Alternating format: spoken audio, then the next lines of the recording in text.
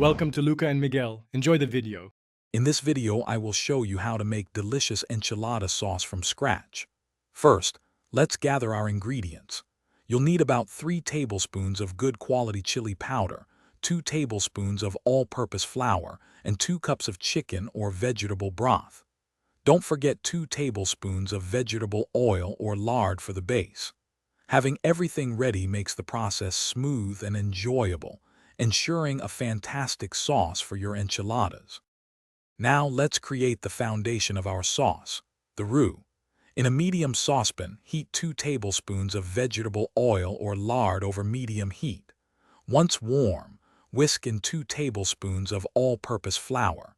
Continue whisking constantly for about 1 to 2 minutes. You want it to be lightly golden, not dark brown, to ensure a smooth and flavorful base for your enchilada sauce. With our roux ready, it's time to infuse some incredible flavor. Reduce the heat to low and stir in 3 tablespoons of chili powder and 1 teaspoon of ground cumin. Cook these spices for about 30 seconds, stirring constantly until they become wonderfully fragrant. Then, gradually whisk in 2 cups of chicken or vegetable broth, a little at a time, to prevent any lumps from forming. Finally, let's bring our sauce to perfection. Increase the heat slightly and bring the mixture to a gentle simmer, stirring frequently to prevent sticking. Allow it to cook for about 10 to 15 minutes, or until it thickens to your desired consistency.